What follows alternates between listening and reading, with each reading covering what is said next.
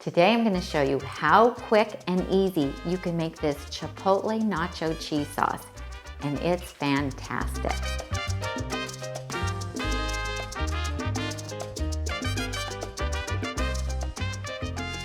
Hi, thanks for joining me today. I'm Tami, the creator of the Nutmeg Notebook blog and YouTube channel, and I teach people how to cook when they're following a whole food, plant-based lifestyle. I'm also SOS free, which stands for salt, oil, and sugar free. But don't worry, my food is delicious, just like the recipe I'm going to show you today. Now, this is my husband Tom's and my favorite cheese sauce. It happens to be a Chipotle Nacho Cheese sauce, which is even better than a plain cheese sauce. So we love it in a variety of ways. I'm going to show you how easy it is to make yourself at home, and it uses all simple pantry ingredients. So we're going to start off with 2 cups of cooked potato and 1 cup of cooked carrots. Now I use Yukon Gold potatoes. That just happens to be the type of white potato I like best. You can use any kind of white potato in this. I have tried it with sweet potatoes before, but we prefer it made with the white potatoes and the Yukon Gold because they just have a naturally kind of a buttery flavor. And then 1 cup of carrots. Now you can boil these, you can steam them, you can microwave them. I've even used some cold baked potatoes and some leftover cooked carrots before. I like to peel them. I just don't like the texture that the peel has when the peel is left on for this particular recipe. Otherwise, I'm a fan of eating the peel. So you do need to have a good high-powered blender to make this recipe because we want to get it super smooth and creamy. So the potato is adding some starch for us, and then the carrots are adding some color, and believe it or not, a little bit of sweetness as well. So I'm gonna go ahead and get these in my blender, and I have the Vitamix blender, and there's, several different brands of high-powered blenders. Then we're also going to add 2 cups of water, and I'm just starting with some warm water just because it just helps everything blend. And then 1/2 cup of nutritional yeast, and that's going to give us some cheesy flavor, believe it or not. Now, if you're coming from the standard American diet, is this going to taste like your nacho cheese sauce that you just had yesterday? Probably not. But once you neuroadapt and get used to plant foods, this tastes amazing. Then I have 1/2 cup of rolled oats, and these are organic rolled oats. If you want this to be gluten-free, then do make sure that you're buying certified gluten-free oats. Oats are naturally gluten-free, but if they're processed in a plant that also processes grains that have gluten, there could be some cross-contamination. So just kind of important to know if you are cooking for anyone who has celiac disease or a gluten sensitivity. Now the oats are going to add a thickness and a creaminess as well as a little bit of fat. Believe it or not, oats have about 20% of their calories are coming from fat, and it's great. It's a plant fat, and so it's going to help just add some richness and creaminess and thickness to this. And then we need a little bit of acid. So today I'm using 2 tablespoons of lemon juice. Now that can be freshly squeezed lemon juice, or if you have the type that comes in a bottle, that's perfectly fine to use as well. And then I have my spices made. Now this is a trick that I learned from my friend Chef AJ, and she taught me that for the recipes that you make frequently, go ahead and save some of your spice jars when they get empty and make labels for them. And when you have the spices out, go ahead and fill, 4 to 6 of them all at once. And it's such a time saver. I make this recipe for my husband Tom and myself every week. So once a month, I make up 4 bottles of the seasoning mix, and then I don't have to get all those seasonings out every time I go to make it. So what's in here? This has 2 teaspoons of smoked paprika. And believe it or not, that smoked paprika gives it a beautiful color, as well as helps to give it a little bit of a smoky cheese flavor. And then 1 teaspoon each of onion powder, garlic powder, and a chipotle chili powder. That's where we're getting that chipotle flavoring. A half a teaspoon of ground cumin, and a 1/4 teaspoon of jalapeno powder. You can use a fresh jalapeno just to taste if you want, but I don't always have a fresh jalapeno, and so for this recipe, I usually use the jalapeno powder, and you can find that usually in your local grocery store. Schillings, McCormick has one, or local spicery, localspicery.com has one, and that one happens to be my favorite. So I'm just going to take and add these in, and it's super easy. We're just going to give it a nice little tap just so we get all of the seasonings in there. We're going to put the lid on, and then I'm going to start out slow and process this. And I'm actually going to let it run for about 2 to 3 minutes because I like it to get really fluffy and really smooth and creamy. And when you use a high-powered blender like this and you let it run that long, it will actually make that nice and hot. So if I want to serve it up right away and have it already be hot, my blender will do that for me as well. So here we go.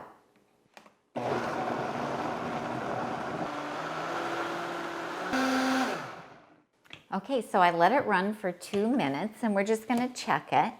Oh, you see all that steam coming out of there? It's nice and hot for us. Oh, it smells wonderful. Here's a look. Looks amazing. So I have some chips here. See how creamy this is? Oh, you guys, I just love this. Seriously, I make this every week for us and have for quite some time. I'm just going to take a taste. It's so good. I think when I was reading off the ingredients, I forgot about the chili powder. It also has half a teaspoon of regular chili powder, but we'll provide you with the recipe. And I always do a companion blog post for my recipes. So you can always go to nutmegnotebook.com and check out the recipe there, and you'll find a printable version there as well. So we like to make our own chips, and so these are no oil chips, and we just use corn tortillas that are just corn and a little bit of lime juice, and I think these have a little bit of agar gum in them as well, just to help them hold together. And then we air fry them 375 degrees for about 8 or 9 minutes. It kind of depends on the thickness of the corn tortillas, how thick they are, and how wet they are. So sometimes it can take a little bit longer, and it depends on the brand that you're using as well. So it just makes a wonderful hot dip for your corn tortilla chips. Of course, you can also use this to make nachos. So make your own corn tortillas, spread them out on a plate or a platter, and then you can top them with beans, black beans, pinto beans, or taco lentils, and corn and some chopped up jalapenos and some tomatoes and some fresh cilantro and some green onions, and then of course drizzle it with the nacho cheese sauce, and it is simply to die for. I also have a recipe on the blog for what we call po nachos, which is just potato nachos. So instead of using the corn tortillas, you can air fry or broil some potatoes that you've already baked and diced up, and then put them on a plate when they're nice and hot.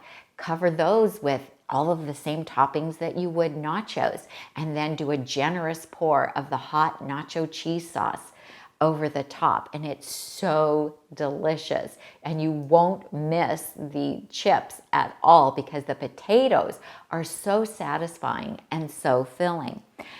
Your tacos, delicious to pour a little bit over your tacos. So if you're setting up for like a buffet, you can just use one of the little like mini crock pots, Or you can use your pressure cooker and just put it on warm and keep the nacho cheese sauce nice and warm and creamy that way, and put a ladle in it and everyone can just ladle some over. Great for a burrito bowl too. We love Mexican food at our house. So I will set up a buffet of the taco lentils, which by the way, I do have a recipe on the blog for those.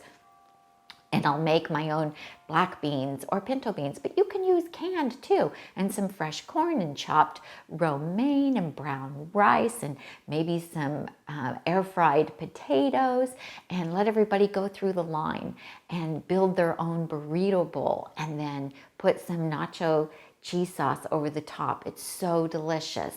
Fresh cilantro and green onions for a garnish. Oh my goodness, it's really good eating. I also like to take a big baked potato. It could be a big Yukon Gold or a russet, and pack it full of some steamed broccoli and then a generous pour of the Chipotle Nacho Cheese sauce over the top of it. It's so delicious and so filling. You're gonna love it. I do a chopped salad. I call it a Mexican chopped salad.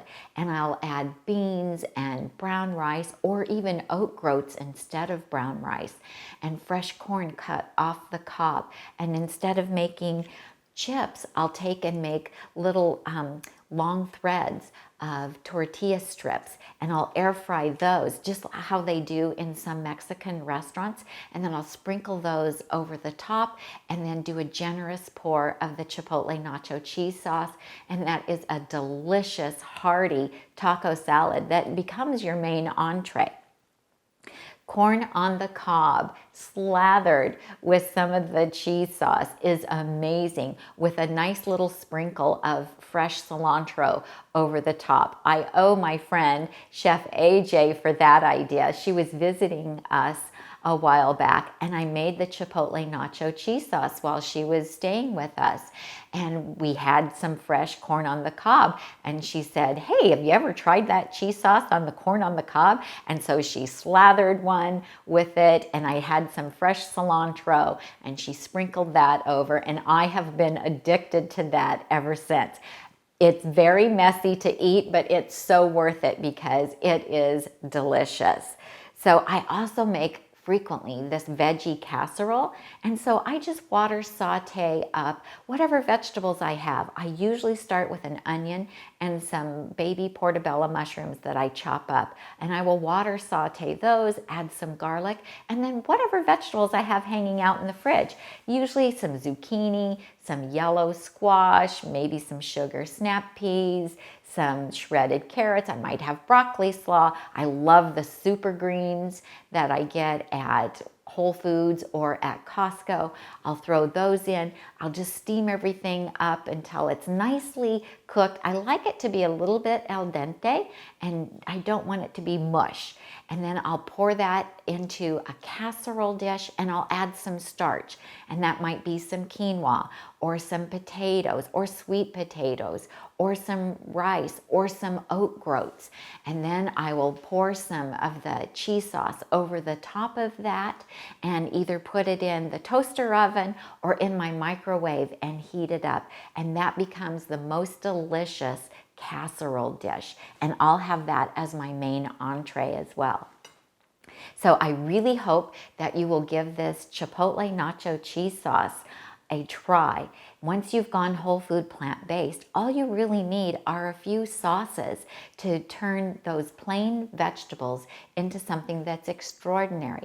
I happen to think that the Chipotle Nacho Cheese sauce does a really good job of that. And when I make a batch of that every week, I divide it up into 2 glass containers, and I actually label them, one for Tom, one for Tami. That way we each get to have an equal amount all week long because we both love it so much. So when I divide it up for Tom and I and put it in the glass containers for the week, once it's refrigerated, it does set up a bit and gets a little bit thick and firm. So what we do is we scoop out how much we want, and then we put it in a small bowl, and we'll add a little bit of plant milk to it. We happen to use unsweetened almond milk, but whatever kind of plant milk you like to use. And I'll either use a fork or a little wire whisk and just kind of mix that milk in a little bit. And then we have found that it's best to reheat it on about 50% power in the microwave. So it's a gentle reheating, or you can put it in a saucepan and heat it up over a low setting on top of your stove. So don't be alarmed when you see that it has set up a bit once it gets cold and refrigerated, because you can loosen it up again, just adding a little bit of plant milk, and then do a gentle reheating. And we find that it lasts for a full week in the refrigerator for us. And sometimes we have to beg the other person if we've run out early, can I have a little bit of yours? And so we'll share it. So anyway, that's how we reheat it, and it works beautifully. I also have a really delicious marinara sauce that you might like to try. The recipe's on the blog and my YouTube channel, as well as my Alfredo sauce. And it's creamy, delicious. It's made without nuts. It doesn't have any added fat, and it's super delicious. And you would never know that the secret ingredient happens to be cauliflower. So you'll want to check that out as well. And then a really great salad dressing, my creamy balsamic dressing that is bean-based, but you would never know it has beans in it. A lot of people love to use that over their vegetables and on their potatoes, and of course, over their salads. So thank you for joining me today. I really hope that you'll give this recipe a try, and be sure to check out the blog for the companion blog post that goes with this and a printable recipe there. So if you like this video, give me a thumbs up, subscribe to the channel, click on the bell so you'll get notifications when I go live. My husband Tom and I do a live show on Sundays at 4 p.m. We'd love it if you joined us then. You can ask questions in real time and we'll try to answer them. And sometimes we give you a little lecture, or we have a topic or a recipe or something to share with you on Sunday afternoon. So be sure to subscribe to the blog, nutmegnotebook.com. You'll get 2 exclusive recipes that are just for subscribers. So I'm Tami, and I help you get healthy and stay healthy, one meal at a time. Bye-bye.